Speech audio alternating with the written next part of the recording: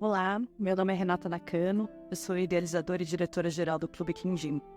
Hoje a gente vai falar sobre sentimentos difíceis e como a literatura pode nos ajudar a compreender mais esses sentimentos e a nós mesmos. Quando a gente lê o texto literário, ao contrário de um texto de ficção banal, de um texto informativo, esse texto ele é cheio de espaços em que a gente pode se colocar enquanto leitor. E quando a gente se coloca, quando a gente lê, a gente experimenta diferentes vivências. E ao experimentar essas diferentes vivências, a gente também vive os sentimentos que elas despertam. Muitos deles considerados difíceis pela nossa sociedade. E é claro que esses sentimentos considerados difíceis, eles estão presentes no que é humano, né? Então, independentemente da faixa etária, sejamos nós adultos, idosos, crianças, todos nós vamos vivenciar momentos em que a gente sente raiva, em que a gente sente rancor, em que a gente sente ansiedade, uma série de sentimentos que muitas vezes a gente coloca na caixinha como ruim. E já que a gente tem que lidar com eles o tempo todo, afinal nós temos que lidar com nós mesmos o tempo todo, poder experimentar isso por meio da leitura literária é uma oportunidade da gente se conectar com nós mesmos em diferentes situações e, quem sabe, até aprender a lidar melhor com aquilo que, de certa maneira, nos tira da zona de conforto. Então, por isso, a gente separou aqui no Quindim uma lista de 8 livros muito interessantes para a gente falar sobre sentimentos difíceis. E ainda mais, para a gente experimentar esses sentimentos difíceis e, de certa maneira, aprender caminhos para lidar melhor com eles. Um sentimento considerado muito difícil é o luto, né? A dor da perda. E ele se passa de diferentes maneiras, em diferentes etapas da vida. Então, perder um amigo porque você mudou de escola e não vai ter mais um contato cotidiano, perder um animal de estimação e, claro, perder um ente querido também. É algo difícil de se lidar. Então, para falar sobre o luto, um livro que a gente indica é esse daqui, A Quatro Mãos, da Marilda Castanho. Esse livro é muito bonito porque ele mostra essa história dessa menina que está sempre de mãos dadas, né, com seus pais e vai mostrando essas 4 mãos em diferentes fases da vida, seja dando a mão para caminhar juntos, seja dando a mão para entregar um pirulito, ou para ajudar numa tarefa de casa. E nesse processo todo, a obra mostra algumas perdas bastante dolorosas que acontecem, mas de uma maneira muito poética. Então, acho que é uma obra bem interessante para a gente abordar o tema do luto. Para falar sobre autoestima, a gente trouxe esse daqui, Feio Eu, que é um livro muito interessante.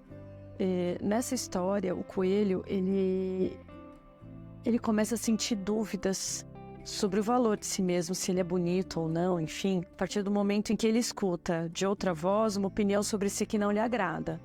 E a partir daí ele vai buscar a validação dos outros para sua autopercepção. Então é um livro bem interessante, principalmente nesse momento em que a gente começa a frequentar outros círculos que não aquele círculo muito confortável, né, do núcleo familiar, e encontrar os colegas da escola, outras pessoas que acabam muitas vezes expondo uma opinião, às vezes não tão agradável sobre a gente. Feio Eu, da Silvana Tavano e da Mariana Demuth. Então, um pouco nessa mesma lógica, a gente também trouxe esse daqui, que é Os Reflexos de Henriqueta, que é uma obra bem interessante e que rompe um pouco dessas categorizações de crianças boazinhas ou crianças travessas, porque ele mostra como nós somos muitos, né? Ele vai apresentando uma criança que vê o seu reflexo na água e de repente esse reflexo é o reflexo de um leão e ela começa a tentar entender quem ela é, né? Se ela é esse leão ou não, e ela percebe que ela também pode ser ele. É uma obra bem interessante para a gente falar sobre identidade, sobre a construção da nossa própria identidade, sobre a nossa autoimagem. E ainda sobre esse movimento da gente buscar quem nós somos, né? A gente tem essa indicação também, o Buscar, da Olga de Dios, que é uma autora que está sempre presente aqui no Clube Quindim. é uma autora espanhola, em que a gente tem esse personagem que é o Boo, que ele passa o livro inteiro por cabeça baixa em busca de algo. E por estar com a cabeça baixa em busca de algo, ele nunca enxerga tudo o que está ao redor dele, né? Até que alguma coisa acontece. Outro livro muito interessante para falar sobre sentimentos é A Vida Secreta das Emoções, que inclusive foi um lançamento exclusivo do Quindim, uma obra maravilhosa, e mostra de uma maneira muito poética os vários sentimentos. Então a gente poderia dizer que ele é um emocionário, né? Então cada página dupla você tem um sentimento ali representado. Então, por exemplo, esse daqui, né? A gratidão aquece. E aí você tem essa imagem. Esse aqui. A ansiedade fica sentada dentro de uma lata enferrujada num cantinho escuro debaixo do armário. É seu esconderijo favorito, sem janelas nem portas. Ela espia o mundo por uma fresta da tampa. Então, esse é um livro lindo e eu acho muito interessante para falar sobre as emoções, porque não é um livro óbvio. Ele passa muito mais por uma abordagem poética que desperta as sensações que aquela emoção traz do que tentar explicar de uma maneira racional o que seria cada uma dessas emoções. Uma obra muito bonita para falar sobre emoções, sobre sentimentos. Já o Lá e Aqui, da Carolina Moreira e do Odilon Moraes, uma obra bem interessante que fala sobre separação. Então, ela vai passar de uma maneira muito delicada, de uma maneira muito poética, sobre os diferentes sentimentos que esse personagem vive quando os pais dele se separam. E é uma obra bem silenciosa também, não é nada óbvia. Então, é uma experiência interessante para abordar esse assunto. Outra questão que é muito difícil abordar para as crianças, na verdade, abordar com pouca pessoa, e que desperta sentimentos que eu nem consigo nomear, é o abuso sexual. Nem todo mundo sabe, mas a idade média do primeiro assédio no Brasil é 9 anos. Então é importante a gente preparar, de certa maneira, as mulheres, em especial as meninas, a lidarem com isso. E esse livro, Leila, do Tino Freitas e da Thaís Beltrame, ele traz a história de uma baleia que um certo dia é seguida por um barão.